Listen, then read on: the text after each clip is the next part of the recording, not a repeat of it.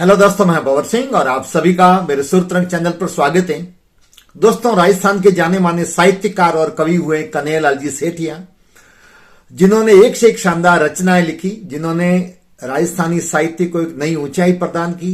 जो बचपन में आपने और हमने स्कूलों में उनके बहुत सारी कविताएं पढ़ी है। उन्होंने धरती दोहरा की और पाथल और पीथल, मिंजल, वन फूल, बहुत सारे रचनाएं की, बहुत सारे ग्रंथ लिखे। उनमें से पाथल और पीथल है कविता है जो बहुत प्रसिद्ध है, जो बचपन में स्कूलों में हमने भी पढ़ी, आपने भी पढ़ी, अब भी बहुत लोकप्रिय है। कन्हैयालाल जी सेठिया द्वारा लिखी गई ये रचना। लेकिन दोस्तों, इस कविता के माध्यम से आज की युवा पीढ़ी को बहुत सारी भ्रांतियां पैदा होती है, जो सोशल मीडिया में मैंने भी देखा, तो मुझे भी बड़ा दुख हुआ जान करके कि कविता होती है वो भावपूर्ण होती है, उसमें कल्पना तत्व की प्रधानता होती है। भले ही ऐतिहासिक कविता है, लेकिन संपूर्ण रूप से इतिहास को उसमें समेटना बहुत मुश्किल भी होता है। कई बार उसमें तुकबंदी होती है, उसके कारण से कुछ बातें ऐसी जोड़ी जाती है, कुछ शब्द ऐसे अंदर जोड़ दिए जाते हैं जो इतिहास से मेल नहीं खाते, लेकिन सुनने में अच्छे लगते हैं। और ये कविता भी बहुत अच्छी लगती है, बार बार सुननी चाहिए, बार बार सुनने पर भी मन नहीं भरता है। अरे घासरी रोटी जद बन बिलावड़ो, ले भाग्यो नाना सो अमरियो, चीक पड़ियो राणा रो सोयो, दुख जाग्यो, हूं लड़ियो घणो, हूं चढ़ियो घणो, मेवाड़ी मान बचावण ने, मैं पास नहीं राखी रण में, बैरियारो खून बहावण ने, जद याद करूं हल्दी काटी, नैना में रक्त उतर आवे। ये बहुत शानदार कविता है जो बचपन से हम पढ़ते आए।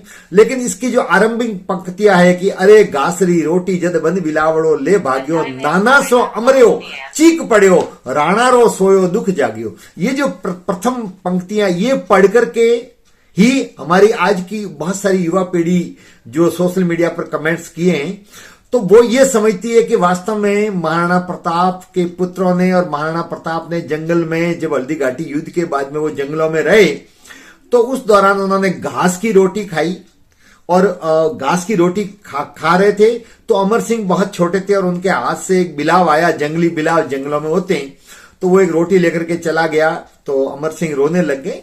ये कवि की शानदार कल्पना है जो इतिहास के उस संदर्भ को रेखांकित की हुई लिखी है कि हल्दी घाटी के बाद में जब महाराणा प्रताप हल्दी घाटी से वहां से चले आए, उसके बाद में वो जंगलों में रहे, उनका परिवार साथ में था। निश्चित तौर पर उन्होंने बहुत कष्ट सहे, लेकिन ये सोचना कि अमर सिंह बहुत छोटे थे और वो घास की रोटी खाते थे, तो पहली बात दोस्तों, घास की रोटी बनती नहीं है।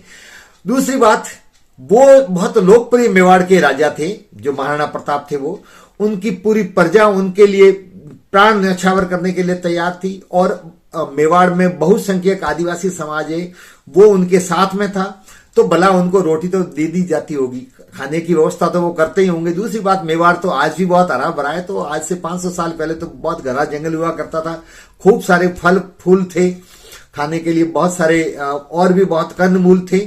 लेकिन घास की रोटी की ये कल्पना की हुई है, लेकिन वास्तव में कोई घास की नहीं रोटी खाई। दूसरी बात दोस्तों, हल्दी घाटी का युद्ध हुआ था जून 1576 को, और महाराणा प्रताप के ज्येष्ठ पुत्र अमर सिंह का जन्म हुआ था मार्च 1559 को। तो जब हल्दी घाटी का युद्ध हुआ, तब अमर सिंह जी की उम्र थी वो 17 साल थी, और 17 साल का वीर योद्धा थे। वैसे भी वो तो शरीर से बहुत बलिष्ठ थे। अमर सिंह भी 17 साल के बहुत योद्धा थे, उन्होंने युद्ध में भी भाग लिया था।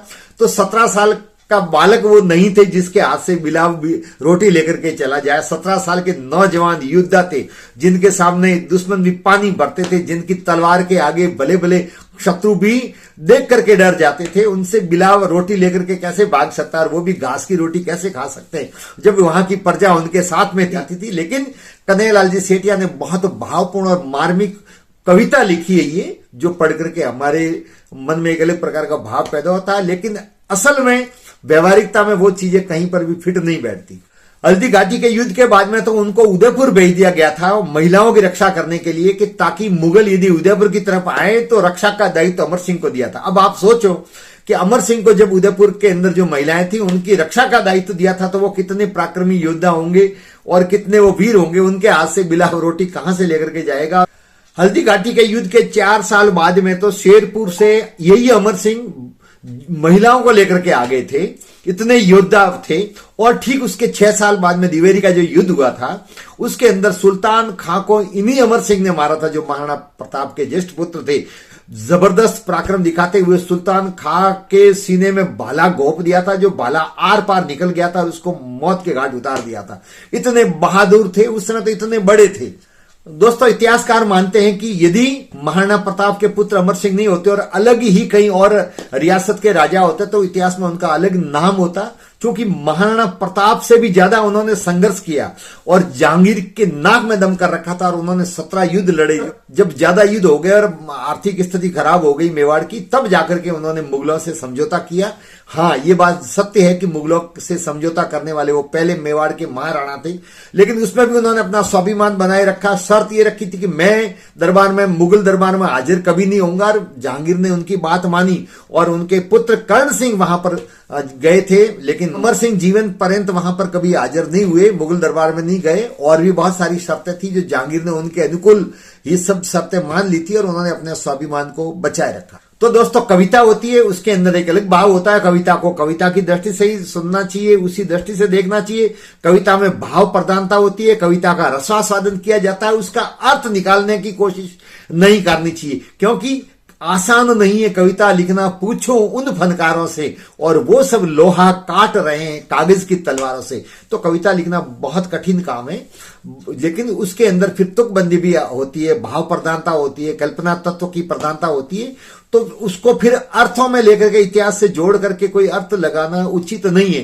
तो कन्हैयालाल जी सेठिया की ये कविता बार बार सुने, खूब पढ़ें और अच्छी सोच के साथ में पढ़ें, उस स्मरण करें, लेकिन ये नहीं माने कि इसके अंदर जो घास की रोटी और बिलाव के ले जाने की बात कही गई है वो बिल्कुल सच है। ऐसा कुछ भी नहीं था। उनके साथ में प्रजा खड़ी थी, उनके लिए बहुत सारी जंगलों में भी सुविधाएं थी, और उनके पुत्र अमर सिंह तो बहुत बड़े थे, उनके हाथ से बिलाव तो क्या, शेर भी आ जाता तो उनके हाथ से रोटी लेकर के नहीं जा सकता था। तो भला एक बिलाव उनके हाथ से रोटी कैसे ले जा सकता है? तो आप उस दृष्टि से उसको पढ़े। और ये जब मैंने सोशल मीडिया पर देखा तो मुझे लगा कि आपको बताना चाहिए। ये बात आपको कैसी लगी कमेंट जरूर करें, वीडियो को लाइक करें, शेयर करें, और चैनल को सब्सक्राइब नहीं किया हो तो चैनल को सब्सक्राइब करें। वीडियो देखने के लिए आप सभी का बहुत बहुत धन्यवाद। जय हिंद।